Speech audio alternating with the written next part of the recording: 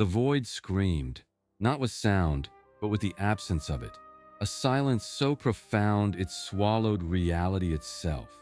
In the frozen wastes of Valhalla, where Imperial Guard regiments had fought orc hordes for generations, the cold suddenly became something else entirely. Something wrong. The air crystallized, forming geometric patterns that hurt to perceive. Snowflakes stopped falling, suspended in midair as if time had forgotten them.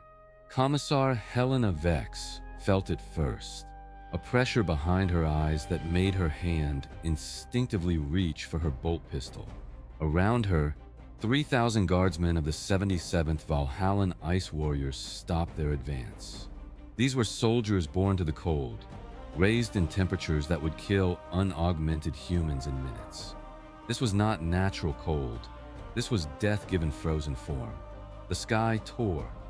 Not gradually, but instantly. One moment, gray clouds hung overhead. The next, a wound in reality gaped open, bleeding light the color of frozen stars. Through it came the cold of the grave, the cold of endings, the cold that promised something infinitely worse than death. From the tears stepped a figure clad in armor that seemed carved from ice and darkness itself. Blackened metal covered his towering form, trimmed with frost that never melted, decorated with skulls that whispered secrets. His cloak billowed behind him, frozen solid yet moving as if caught in a wind from beyond the grave. But it was his eyes that held the gaze, burning with unholy blue-green light, the color of souls frozen mid-scream. In his right hand, he held Frostmourne, the blade that had damned a prince and doomed a kingdom. Runes of power crawled along its length like living things, pulsing with hunger that transcended physical need. Where its edge pointed, frost spread along the ground in crystalline fractals that transformed everything into something harder than adamantium. Arthas Menethil, once crown prince of Lordaeron, once paladin of the Silver Hand, now and forever the Lich King, had arrived in a universe that had forgotten nothing about tyranny, about the price of survival, about the cost of salvation. Behind the Imperial lines, the astropathic choir began to scream. All 12 psychers felt the intrusion simultaneously. Blood poured from their eyes as their consciousness touched something vast and cold, a presence that defied categorization. Not chaos, though it shared similarities. Not Xenos, though it came from beyond. Something else entirely. In orbit aboard the strike cruiser Blade of Righteous Fury, Captain Aldrich Thorne of the Ultramarines received the distress signal. The message was fragmented, panicked.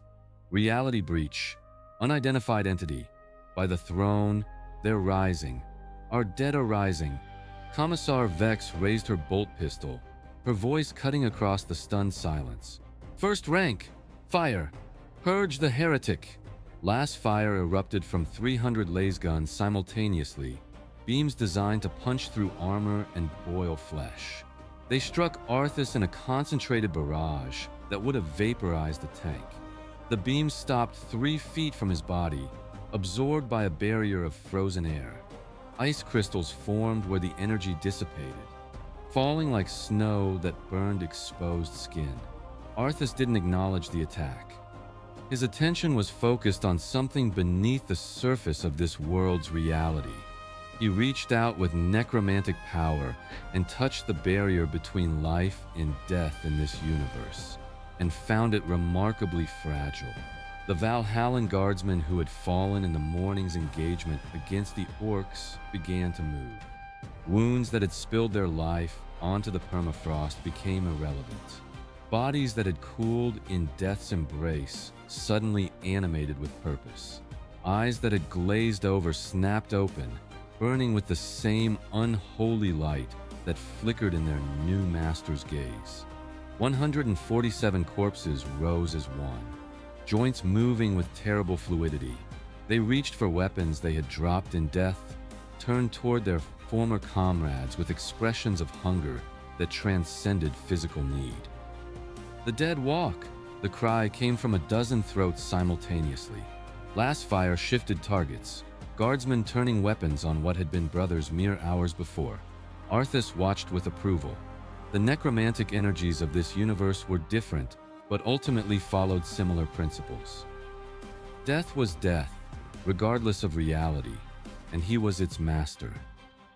The sky lit with fire as drop pods screamed through the atmosphere, ultramarines descending like avenging angels. 20 warriors in power armor the color of impossible oceans, ceramite blessed to withstand weapons that could crack bunkers. They landed in perfect defensive formation, bolters already firing. Mass reactive rounds tore through the risen guardsmen with brutal efficiency, but even as bodies fell, Arthas learned. His transhuman mind absorbed information at superhuman speeds, studying the new arrivals, their capabilities, their weaknesses. Captain Thorn strode forward, power sword crackling. In the name of the Emperor of Mankind, identify yourself. Surrender or be destroyed. Arthas turned his attention to the Space Marine. I am Arthas Menethil, Crown Prince of Lordaeron, Master of the Scourge, the Lich King, and I have come to this galaxy to offer humanity salvation from its endless suffering. Thorn's enhanced cognition analyzed every word. Crown Prince suggested nobility fall into darkness.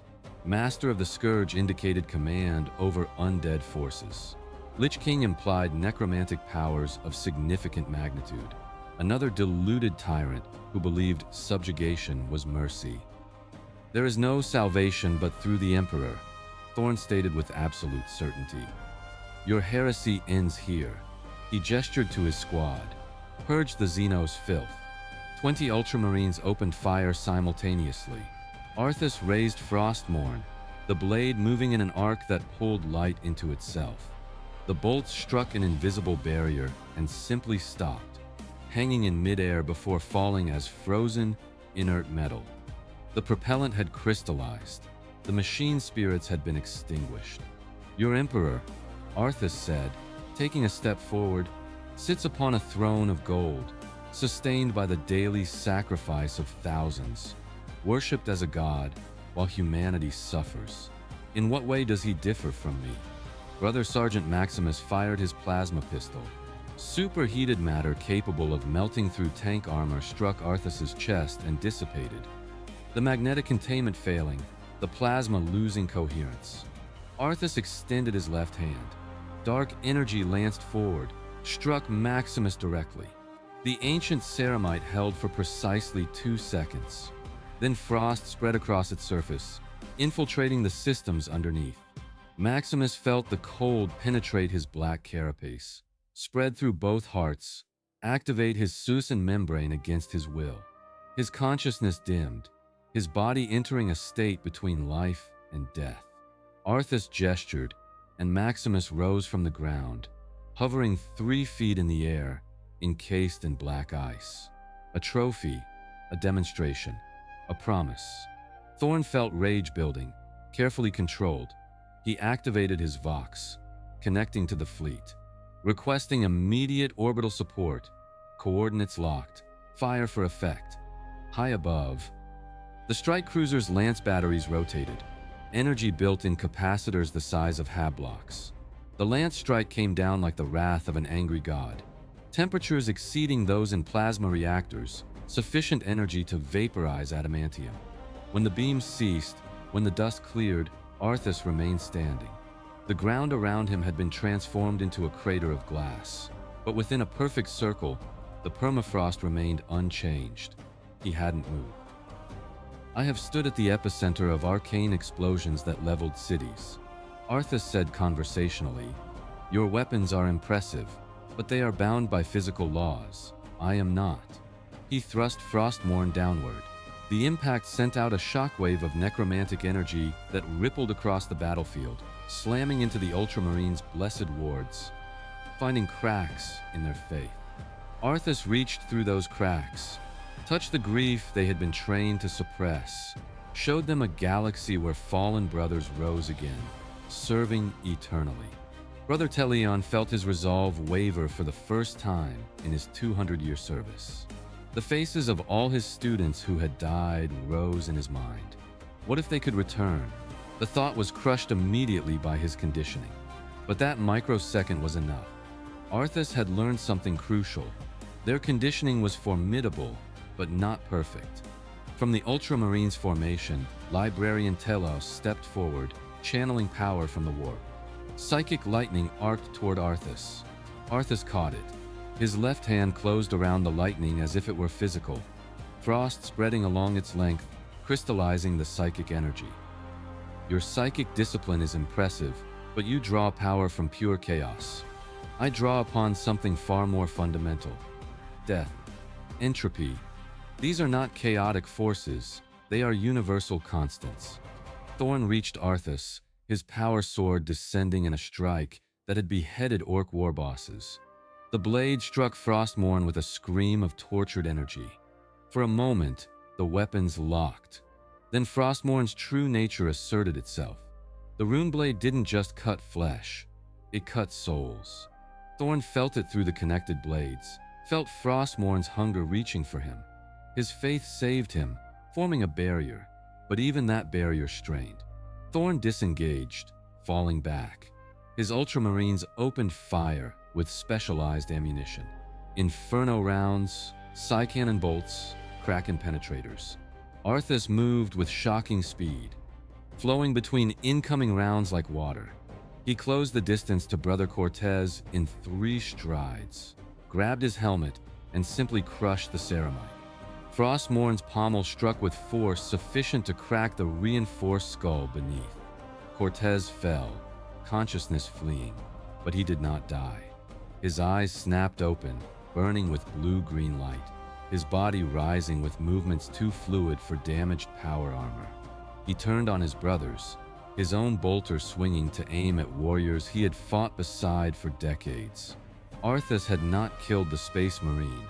He had seized control of his body while his soul remained trapped within, forced to watch as his own hands attacked his brothers. A fate the Lich King had inflicted on countless death knights. "You see," Arthas said, "your enhancements, your faith, your training, none of it protects you. I simply need to assert my will, and your bodies become mine." Thorn realized they were not facing an enemy they could defeat through conventional means. He activated his Vox, connecting to distant authority.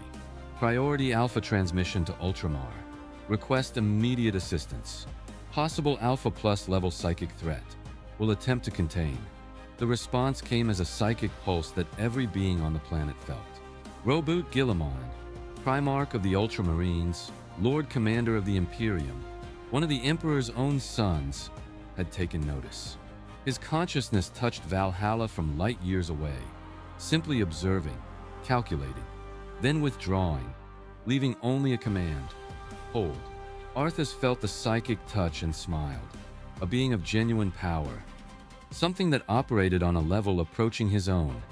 This galaxy had depths he had not anticipated. He recalled his power from Cortez, releasing the Space Marine. "Tell your Primarch that I have not come to conquer through force. I have come to offer salvation from this galaxy's endless cycle of war and death. Tell him I will wait in the northern wastes for 7 days. If he has not sent someone to hear my offer, I will proceed with unification whether he approves or not." He turned and walked away, and no one tried to stop him. His absolute certainty paralyzed them more effectively than any psychic compulsion. As Arthas walked north, he reached out with his necromantic senses, feeling the structure of this new galaxy. He discovered millions of worlds, countless races, an imperium that spanned the galaxy yet remained fractured. And the threats: Tyranids that consumed all biomass, orcs that lived for war, Eldar, ancient and arrogant, Necrons wearing death's face, and chaos gods that corrupted everything they touched. A galaxy perpetually at war, a humanity that survived only through constant sacrifice, a species that had forgotten how to live and only remembered how to die. Arthas understood this galaxy intimately. He had lived it. He had imposed exactly this system upon Azeroth, and he had learned, too late, the cost. In the frozen wastes of northern Valhalla, Arthas claimed a mountain. He placed his hand against stone and imposed his will. The mountain screamed, rock grinding as fundamental structure rewrote itself. Spires rose, not built but grown. Walls formed that could withstand any siege. A throne room materialized, vast and empty. The frozen throne, reborn in a new universe. As Arthas worked, news of his arrival spread across the galaxy. Inquisitors mobilized. The Mechanicus calculated probabilities. The Ecclesiarchy declared him heretic. And in the Eye of Terror, 4 beings of immense power took notice. Khorne reached out, offering power and glory in eternal battle. His offer was rejected before it was fully extended. The Lich King served no god. Nurgle whispered promises of relief from suffering. His whispers fell on ears that heard them, understood them, and dismissed them as irrelevant. The Lich King did not celebrate decay. He commanded it. Tzeentch offered knowledge and power to shape destiny. His offer was analyzed, calculated, and determined to be a trap. The Lich King already possessed knowledge sufficient for his purposes. Slaanesh promised restored sensation and experience beyond comprehension. Those promises were meaningless. The Lich King had severed himself from physical sensation and had no desire to feel again. 4 rejections delivered instantly. 4 chaos gods surprised, intrigued, and increasingly interested in this being who refused their blessings. On the 7th day, a delegation arrived at the frozen throne. Not from the Ultramarines, but from the Inquisition. 3 figures approached. Inquisitor Helena Valeria of the Ordo Malleus, Demon Hunter. Inquisitor Arcturus Klein of the Ordo Xenos, Xenocide Specialist. And Inquisitor Solomon Richt of the Ordo Hereticus, Witch Hunter. They were accompanied by 30 Sisters of Battle, 10 Grey Knights, and 5 Deathwatch veterans. Arthas received them in his throne room, seated upon a chair of black ice. Frostmourne rested across his lap. Inquisitors, I am pleased your Imperium sent individuals of intelligence rather than simply another military force. Helena stepped forward, hand on her blessed blade. We are here to determine if you represent a threat to the Imperium. You will answer our questions. You stand in my sanctum, surrounded by warriors you believe grant you safety. Tell me, what makes you believe I will not simply kill you all? Because you invited us here, Arcturus interjected. You wait when you could act. You speak of salvation when you could impose tyranny. You want something from us. Perceptive. Yes, I want humanity to survive what is coming. Your Imperium has sustained itself for 10,000 years through sacrifice and suffering. Admirable, but ultimately unsustainable. Eventually, the threats will overwhelm you. We are united under the Emperor's light. Helena countered. Are you? Your Imperium spans the galaxy, yet individual sectors make decisions without coordination. Your Space Marine chapters operate independently, sometimes conflicting with each other. You call this unity, I call it organized chaos. Solomon Richt spoke, his null field creating a dead zone. What do you offer? From reports, you raise the dead and control minds. How is slavery to you superior to service to the Emperor? Because I am honest about the cost. Your Emperor demands faith, devotion, the sacrifice of psychers by the thousand every day. He is worshipped as a god while claiming to have opposed religion. I offer no deceptions. Serve me, and you will know exactly what you are. You offer undeath, Helena stated. Existence as animated corpses, souls enslaved. That is not salvation. Is it not? In death there is no pain, no hunger, no fear. The threats that plague this galaxy feed on life, on emotion. The dead feel nothing, fear nothing, cannot be corrupted.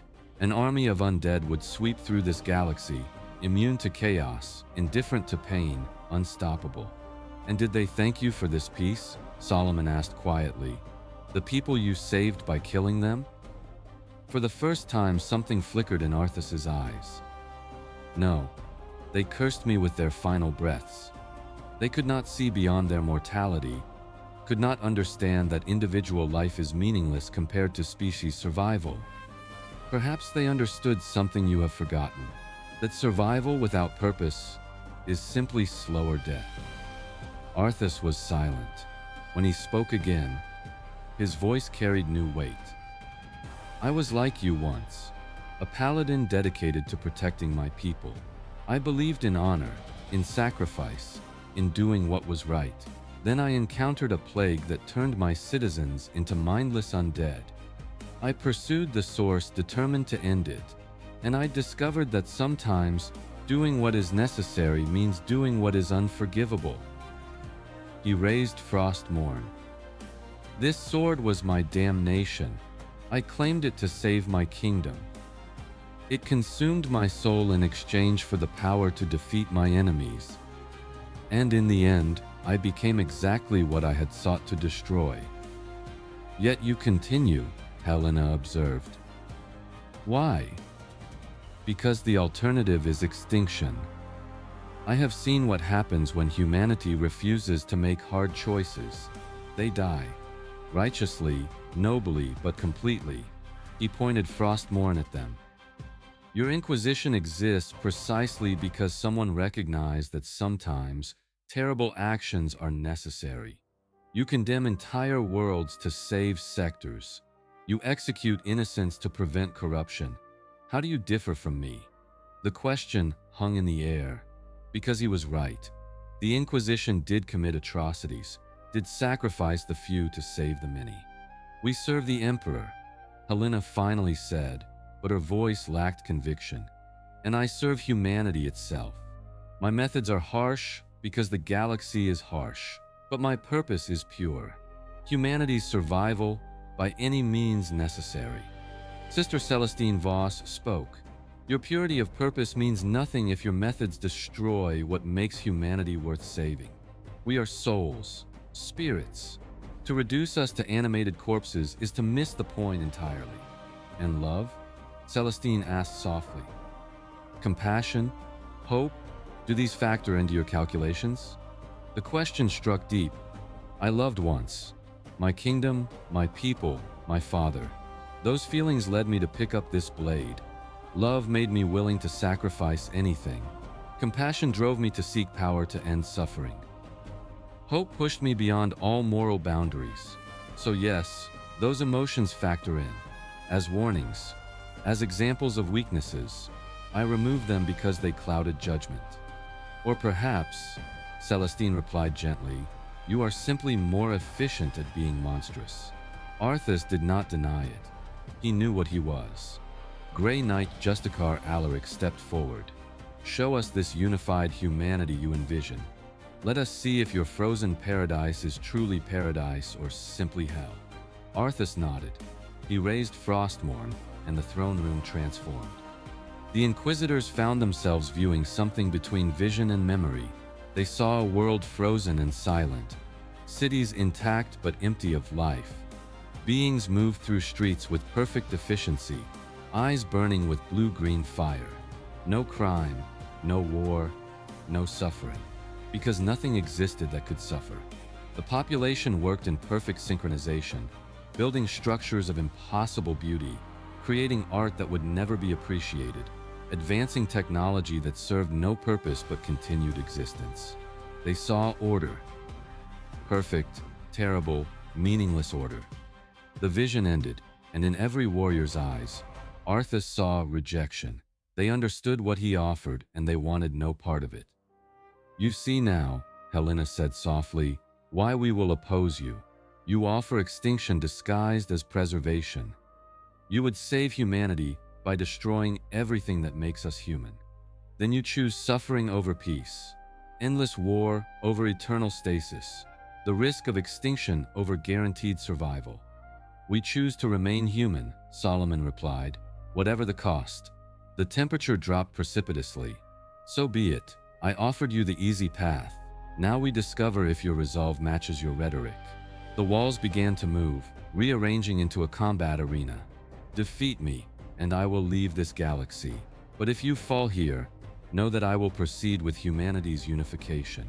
Justicar Alaric attacked first. His nemesis force halberd wreathed in psychic fire.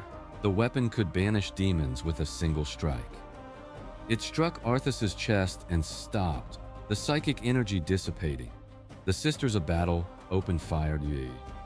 30 blessed bolters created a wall of explosive rounds. They struck Arthas and achieved nothing, stopping in midair before reversing direction. 3 sisters fell, struck by their own ammunition. The Deathwatch veterans attacked in perfect coordination. But Arthas moved through their barrage like a dancer. He closed with a Space Wolf whose chainsword shattered against Frostmourne. The rune blade caught the veteran across the chest. The Space Wolf fell, then rose, eyes burning with blue-green fire, transformed into a Death Knight. No! Arcturus activated an electromagnetic pulse. The armor locked up, but Arthas simply gestured and the armor fell away. The Space Wolf stood in his body glove, all his strength and skill now serving a new master. The remaining Inquisitors exchanged glances. They were losing comprehensively. Helena drew her blade, and it blazed with light. Pure faith-given form, a weapon that had banished greater demons. She charged Arthas. Frostmourne met her sword. Faith and entropy collided. For a moment, they were evenly matched. Then Arthas spoke. "Tell me, Inquisitor, how many innocents have you condemned? How many worlds have you virus-bombed? How many children have you executed?" Helena's blade wavered. The questions were painfully accurate. Those choices were necessary, she gritted out. So are mine. The difference is, I do not pretend my actions are righteous. I am a monster. I know what I am. Do you?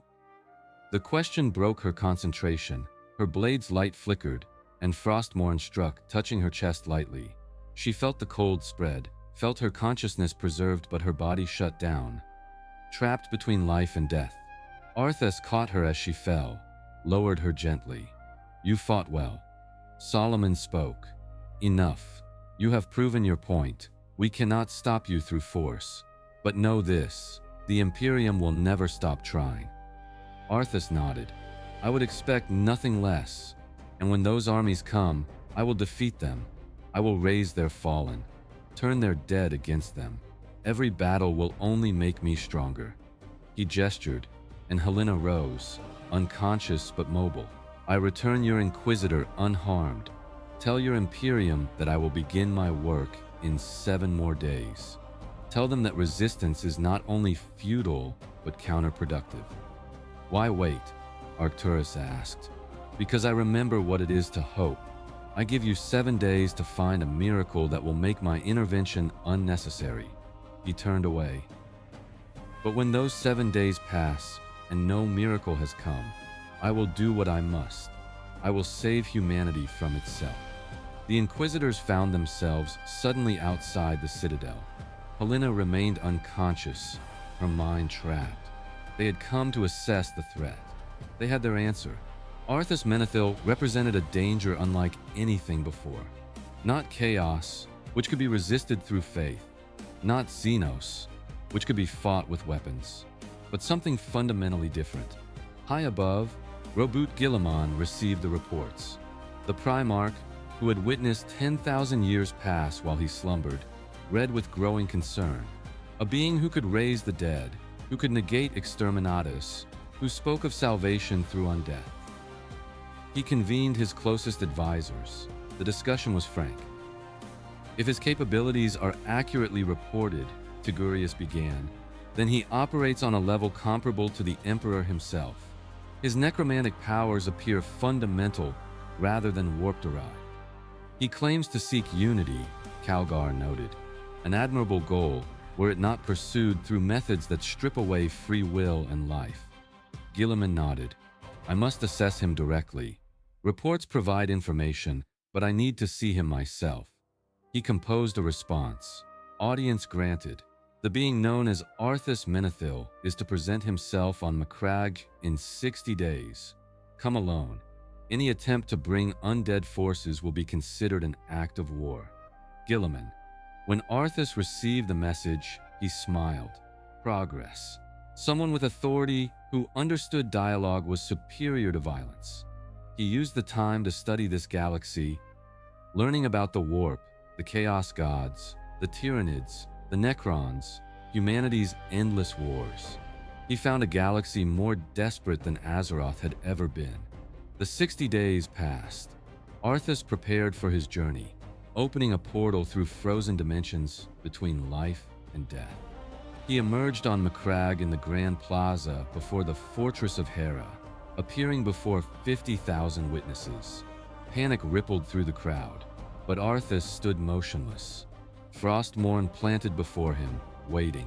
He had been invited. Chapter Master Calgar approached. "You were instructed to come alone. You were not authorized to bypass our security." "I came alone, as requested. I brought no army. As for my arrival method, I chose efficiency." Calgar was silent, processing the implications. This being could appear anywhere, bypassing all defenses. If he had hostile intent, he could have materialized inside the fortress itself. "Follow me, the Lord Commander awaits." They walked through Macraggie's streets. The Fortress of Hera rose before them. They entered the audience chamber. At its far end, seated upon a practical throne, sat Roboute Guilliman. The Primarch was everything reported and more. Nearly twice Arthas's height, clad in the armor of fate, bearing the Emperor's blade. His presence filled the chamber. For the first time since his arrival, Arthas felt he stood before a true equal. "Arthas Menethil," Guilliman's voice carried absolute authority. "You have caused considerable disruption. I hope you have words worthy of the effort." Arthas bowed slightly. "Lord Commander Guilliman, I thank you for this audience. I have traveled far between realities themselves, and yes, my words are worthy." "Then speak. Convince me why I should not have you destroyed where you stand. Because I offer what you have sought since your awakening, a path to truly unite humanity, to end the fragmentation that weakens the Imperium, to create the unified vision your father intended. You offer undeath. You would strip humanity of life itself. How is that different from the extinction you claim to prevent? Because existence continues. Consciousness, personality, skill, all preserved. The body dies, but the essential self remains. Death Knights are not mindless. They think, reason, retain identities. They are simply bound to serve. You speak of slavery," Calgar interjected. "I speak of sacrifice. You demand soldiers sacrifice their lives. I demand they sacrifice their independence. The practical difference is less than you think, and the survival rate is considerably higher." Guilliman leaned forward. "Soldiers who die in service made their choice. Your Death Knights have no choice. And do your soldiers truly choose? Born on feudal worlds where service is the only option, conscripted by commissars who will execute them for refusal, indoctrinated from childhood. How much choice exists in a system designed to channel humans into warfare from birth to death?" The argument struck home. Guilliman had himself expressed concerns about the Imperium's recruitment practices. "You make valid criticisms. The Imperium is far from perfect. I have spent years attempting reform. But imperfect existence is superior to enforced undeath. Humans must retain capacity for choice, for growth, for unexpected outcomes. Is it not?" Arthas gestured around them. "This fortress has stood for 10,000 years, largely unchanged. Your Codex Astartes has governed organization for the same period. The Imperium operates on principles from an era that no longer exists. You claim to oppose stasis, yet you lead an empire built entirely upon it." Tiguria spoke. "There is a difference between valuing tradition and being frozen in time. We adapt. Your undead cannot." "Incorrect. Death Knights retain full capacity for learning and adaptation. What they lose is capacity for divided loyalties, for personal ambitions that conflict with the greater good. A potential you define," Guilliman noted. "You determine what constitutes fulfillment. That is tyranny, regardless of rationalization. Then explain how you differ. You command the Imperial military. You override governors. You determine which worlds live and face exterminatus, You enforce laws upon trillions who had no say in creating them. You are, by any definition, a tyrant yourself. The chamber fell silent.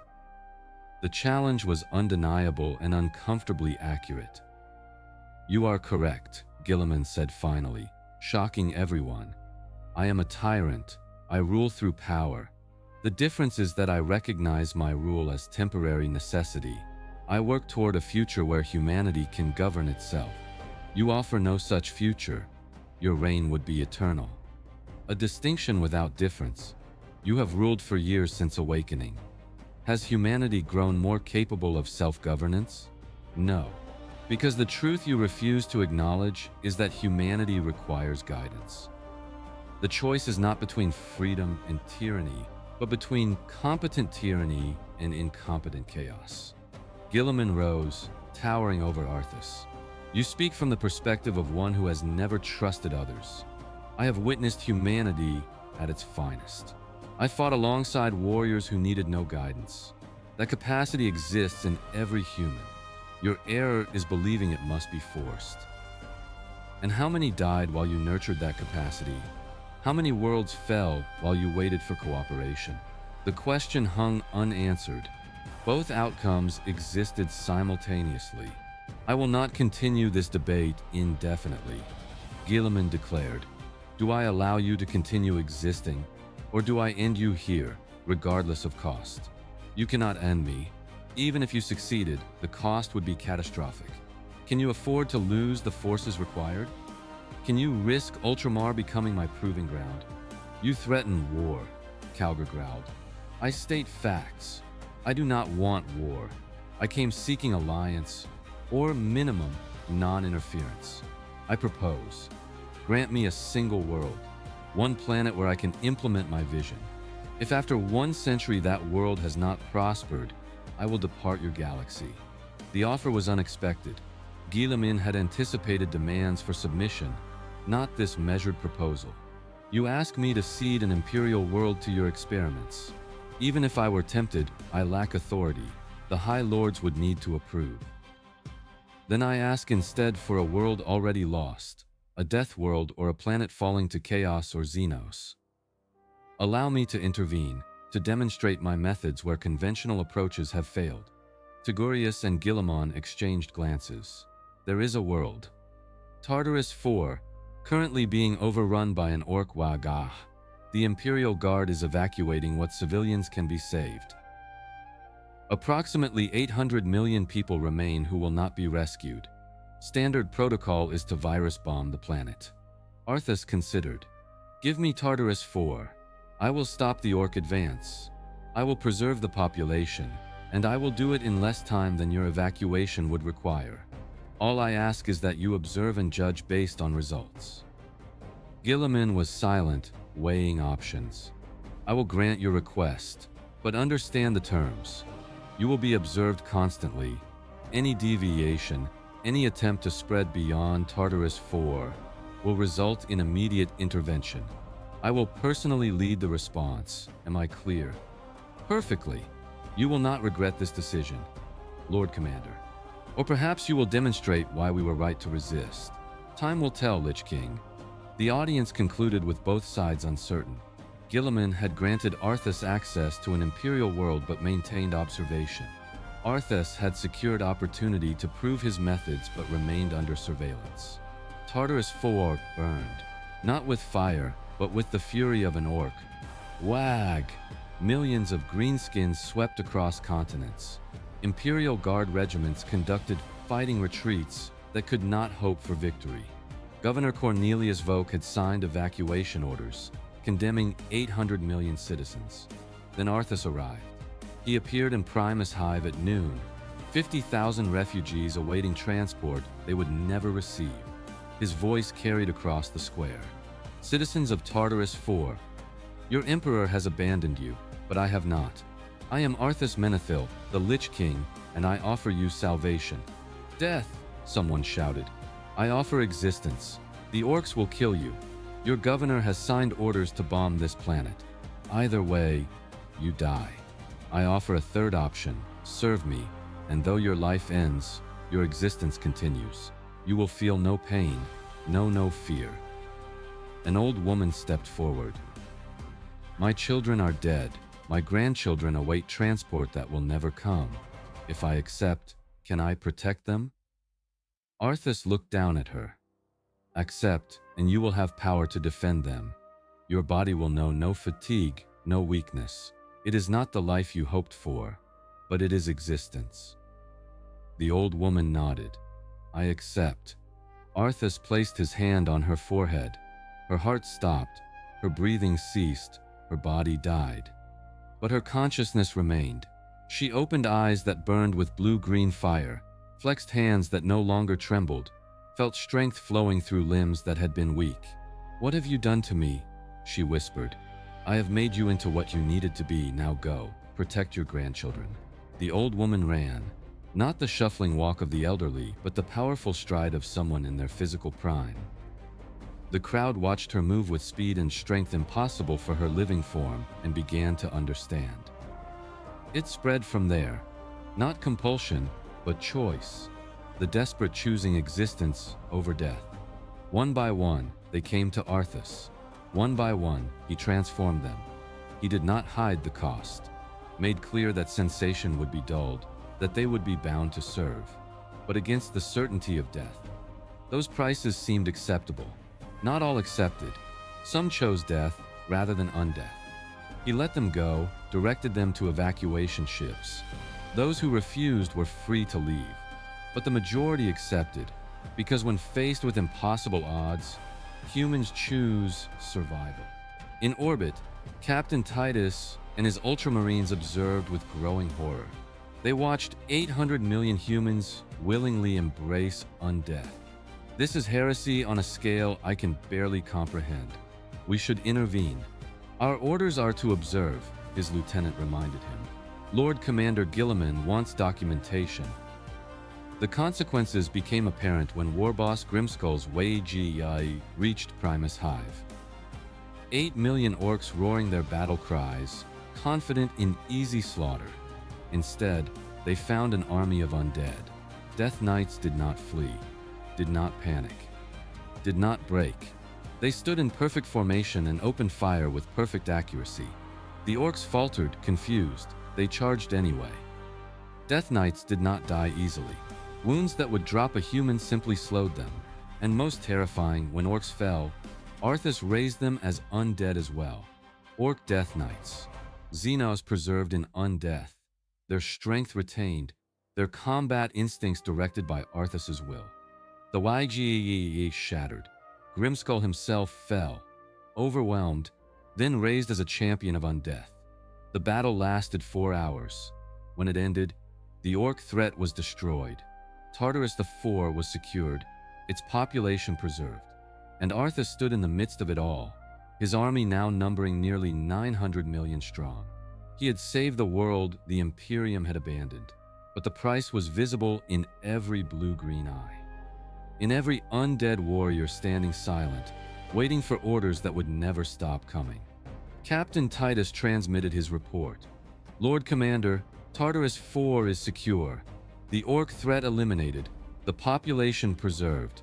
But my lord, they are no longer human in any meaningful sense. They exist, yes. They function, yes.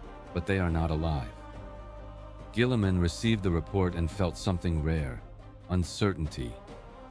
Arthas had succeeded. Had saved 800 million lives, or existences. Had demonstrated that his methods produced results the Imperium could not match. But at what cost? He convened another meeting. He saved them. Tigurius began. We cannot deny that. From a purely utilitarian perspective, his solution was superior. They are not people anymore, Calgar countered. They are weapons, tools. How is that better than death? Because they still think. Death Knights retain personality, memory, identity. Is that truly worse than non-existence? Yes, Guilliman said quietly. Yes, it is. Because existence without choice is slavery. I would rather die free than live enslaved, but I cannot deny the results. That demands acknowledgement and response. What do you propose, my lord? Guilliman paced. I propose we do not grant him more worlds. One was experiment enough. But neither do we move against him immediately. We watch. We learn. We study his methods and develop counters. And most importantly, we ask ourselves why his approach appeals to desperate populations. What failures in our system make undeath seem preferable to imperial rule? It was profound admission that the Imperium needed reform. On Tartarus IV, Arthas consolidated his position. The planet was his, uncontested. 800 million Death Knights awaited commands. He could have used them to expand, to assault neighboring systems. He did not. Instead, he began to build. Schools staffed by undead teachers who never tired. Hospitals where undead doctors operated with perfect precision. Factories where production ran continuously. Tartarus IV became perfectly ordered, absolutely efficient, completely soulless. Death Knights went about tasks with mechanical precision, creating a civilization that functioned flawlessly because it had removed the chaos element that humans represented. It was the realization of Arthas's vision, and it was as horrifying as it was impressive. Observers documented everything. The Death Knights were not suffering, were not crying out for release. They simply existed, performing duties, building a society that by all objective measures functioned better than most imperial worlds. No crime, no corruption, no inefficiency. It was order perfected, humanity optimized, life made logical, and it was absolutely, utterly wrong. Reports flowed to Guilliman, and slowly, reluctantly, he began to understand what Arthas represented. Not chaos, not an enemy that could be fought conventionally, but a mirror, a reflection of the Imperium's own worst impulses taken to logical conclusion. The question that haunted Guilliman was simple. If Arthas was wrong, why was the Imperium right? Both demanded sacrifice, conformity, absolute loyalty. Arthas simply implemented it more efficiently. It was uncomfortable realization for a being who believed his father's vision represented humanity's best path. Years passed. Tartarus IV continued to function under Arthas's rule, a perfect machine of undead labor. Reports documented its stability, its efficiency, its complete lack of unrest. Because the dead did not dissent. Other worlds facing extinction began to whisper dangerous questions. If Tartarus IV could be saved through transformation, could their worlds be as well? The Ecclesiarchy condemned such thoughts. The Inquisition executed those who spoke them. But the whispers continued, spreading like mimetic virus. Guilliman watched with growing concern. Arthas had not attempted expansion, had kept his word, but his mere existence represented ideological threat that weapons could not counter. The answer was not to fight the idea, but to provide better alternative. The Imperium needed reform, needed to demonstrate that its path offered something worth surviving for. Guilliman threw himself into reform with renewed energy, pushing back against bureaucracy, challenging the Ecclesiarchy, forcing the Mechanicus to share technology. It was slow, frustrating work, but it was necessary. Because if the Imperium could not prove its system superior, then eventually, desperate populations would make their choice. On Tartarus IV, Arthas stood atop his citadel, gazing at the stars. His work was complete. The planet functioned perfectly, a machine that would run eternally. So why did it feel hollow? He had created this before. In Azeroth, the Scourge had been vast, powerful, efficient, and it had been meaningless. Victory without purpose, control without reason, order imposed for its own sake. He had told himself this time would be different, but standing here, looking at Death Knights performing duties with mechanical precision, he wondered if he had simply repeated the same errors. What was the point of preservation if nothing new ever emerged? What was the purpose of eternal existence if existence held no joy, no surprise, no growth? For the first time in years, Arthas Menethil felt doubt. Not about his methods, not about his capabilities, but about his purpose. He had spent so long focused on survival that he had forgotten to question survival for what. The realization did not change his nature, did not unmake the Death Knights, did not alter that he was a being of undeath, unable to create life, only preserve or transform death. But it planted understanding that perhaps Guilliman and the Imperium were correct about something fundamental. That existence without purpose was simply slower extinction. That humanity needed more than preservation. It needed possibility. A century passed. Tartarus IV remained unchanged, frozen in perfect stability. Death Knights continued their tasks without complaint, without deviation, without growth. And observers noted the planet had become static, not failing, but simply existing. Nothing new emerged. No innovations developed. No cultural evolution occurred. Perfect stability, perfect stagnation. The Imperium, by contrast, continued chaotic growth. New technologies developed. New tactics emerged. Cultural evolution happened. It was messy, inefficient, often counterproductive, but it was alive in ways Tartarus IV was not. Guilliman, with a century of perspective, composed a message transmitted directly to Arthas through necromantic channels. Arthas Menethil, your experiment has continued for 1 century, as proposed. I have observed its results. You kept your word. The planet is stable, the population preserved, the threats eliminated. But I have also observed what is missing: growth, change, the capacity for surprise. You created perfection, and in doing so, created death by another name. I do not claim victory. The Imperium remains deeply flawed, but our flaws allow for improvement. Our chaos permits evolution. I ask you, after 100 years, do you still believe your vision superior, or have you begun to doubt? If doubt exists, I extend an offer. Come to Macragge again, not as enemy, not as rival, but as one willing to reconsider. Let us discuss what humanity truly needs. Guilliman. Arthas stood in his throne room, reading slowly. After 100 years, do you still believe your vision superior? The honest answer, he no longer knew.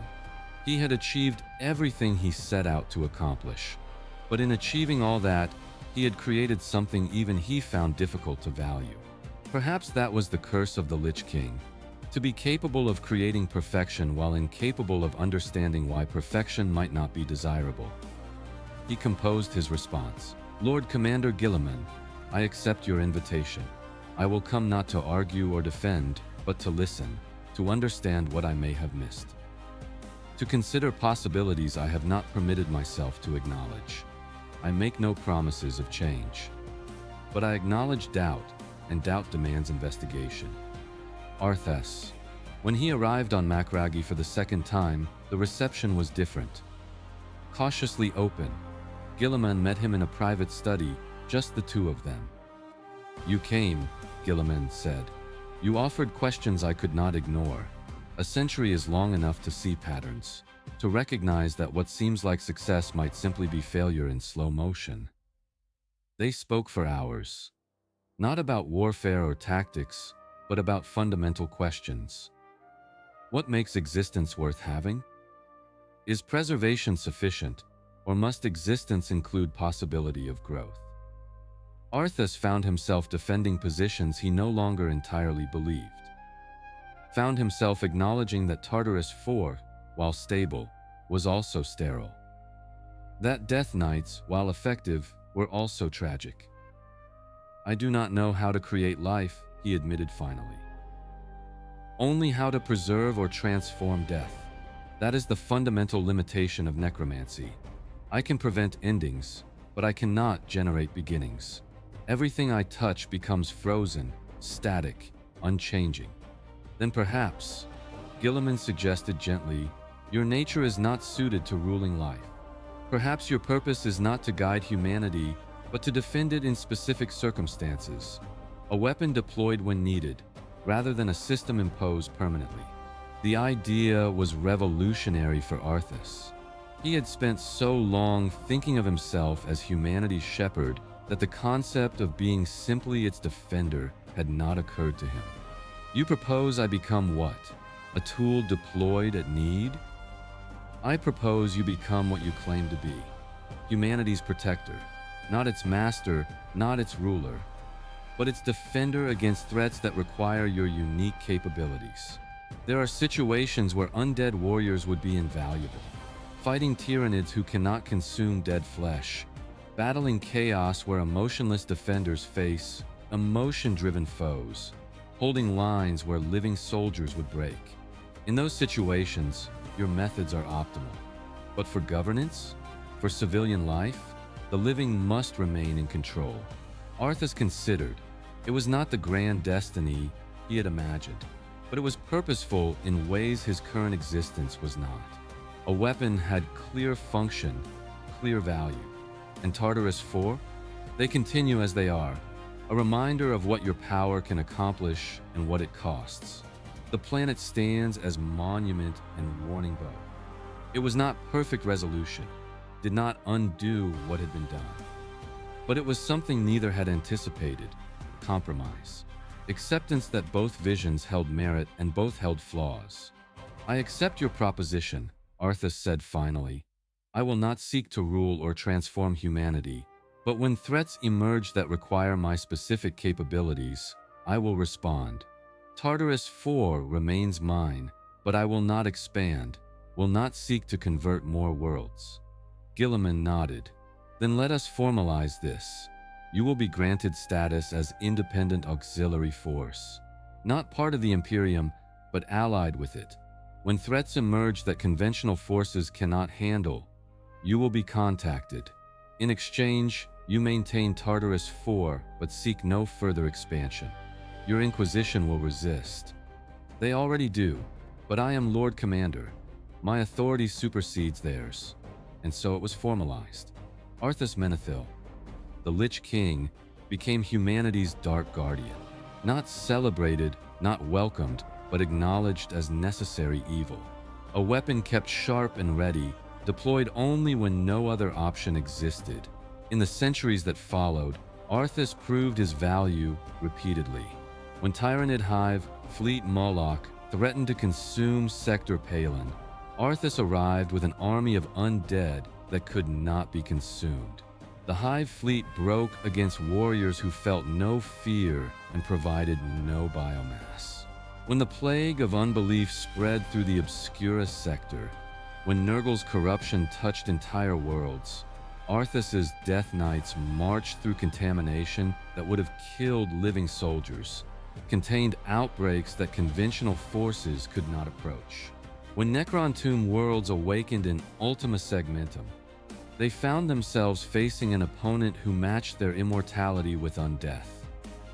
The battles were epic, and though neither side could claim victory, the Imperium's living populations were spared. Arthas became legend, whispered about in fearful tones, called upon only in most desperate circumstances. Parents frightened children with stories of the Lich King. Soldiers prayed they would never face situations dire enough to require his intervention. But he never broke his word, because in finding purpose as defender rather than ruler, Arthas had discovered something he had not possessed since picking up Frostmourne: contentment. Not happiness, he was incapable of that, but satisfaction in fulfilling clear function, in serving humanity without controlling it. It was not redemption. The souls trapped in Frostmourne remained trapped. The Death Knights of Tartarus 4 remained undead. The sins of his past remained unatoned, but it was purpose, and purpose was sufficient. Guilliman, watching from Macragge, felt vindicated. Arthas represented threat, yes, but managed threat was superior to destroyed threat that might be replaced by worse. Better to have the Lich King as wary ally than to spend centuries fighting him while other threats consumed the Imperium. The final days of the 42nd millennium saw Arthas deployed one last time. The plague wars that had ravaged Ultramar for decades reached their climax. Mortarion, demon prime mark of the Death Guard, pressed his advantage. Nurgle's garden spread across once clean worlds. Guilliman, desperate, sent the call. Arthas Menethil was needed. He came. The Battle of Ajax saw Guilliman and Mortarion face each other, joined by a third force. Arthas and his Death Knights arrived, tearing through plague-riddled landscape, immune to contagion that had felled so many. Mortarion, seeing Arthas, felt kinship. Join me. You are more like us than them. Chaos would welcome one of your capabilities. Arthas's response was simple. I serve humanity. You serve parasites who feed on humanity. We are nothing alike. Frostmourne met silence, Mortarion's massive sigh. The duel that followed would be recorded in Imperial histories as one of the most significant single combats of the era. They were matched in power, matched in skill. But Mortarion fought for Nurgle's glory while Arthas fought for humanity's survival. And that difference proved decisive. Frostmourne found the crack in Mortarion's armor. The blade pierced his chest, drank deeply. Not enough to truly kill a demon Primarch, but enough to banish him, to send him screaming back to Nurgle's garden. The Plague Wars did not end that day, but they turned, and slowly, painfully, Ultramar was reclaimed. When it was done, Guilliman sought out Arthas. They stood in the ruins of Ajax, two beings who had each sacrificed more than they should have. Thank you, Guilliman said, for coming, for fighting, for keeping your word across centuries. Arthas nodded. This is what I am now, what I choose to be. Not perfect, not redeemed, but purposeful. That is enough. Is it? Is purpose truly enough without hope of anything more? For me, yes. I am the Lich King. I am undeath given form. I am what humanity needed me to become, even if they will never thank me for it. And that is sufficient. He turned to leave, his Death Knights falling into formation. Arthas, Guilliman called. If you ever discover a way to restore them, the Death Knights of Tartarus IV, would you take it? Would you return them to life if you could? Arthas was silent for a long moment. I do not know. They serve perfectly as they are. But perfection is cold comfort. If a path existed that returned them to life while maintaining their protection, perhaps. But such a path does not exist. So the question remains theoretical. Theoretical questions sometimes become practical. The galaxy is vast. Solutions we cannot imagine today may present themselves tomorrow. I merely ask, if that day comes, will you be willing to change one final time? Arthas looked back at the Primarch. If that day comes, Lord Commander, and a way exists to undo what I have done while preserving what I have protected, then yes, I will consider it. But until then, I am what I am, the Lich King, humanity's dark guardian, and that role I will fulfill until existence itself ends. He departed Ultramar, returning to Tartarus IV, to his frozen citadel, to wait for the next crisis. Because they would come. They always came. And he would answer, because that was his purpose. The galaxy turned. Wars continued. Threats emerged and were met. And among all the defenders of humanity, among Space Marines and Imperial Guard, among Sisters of Battle and Inquisitors, there existed one who fought from shadows, never celebrated, rarely acknowledged, but always present when needed most. Arthas Menethil, the Lich King, once a crown prince who wanted only to save his people. Then a tyrant who sought to impose salvation through undeath. Finally, a guardian who had learned that protection did not require control, that service did not demand submission, that purpose could exist without dominion. It was not the destiny he had imagined when he first picked up Frostmourne, but it was the destiny he had earned through centuries of learning, through painful realizations, through confrontations with those wise enough to challenge rather than simply oppose.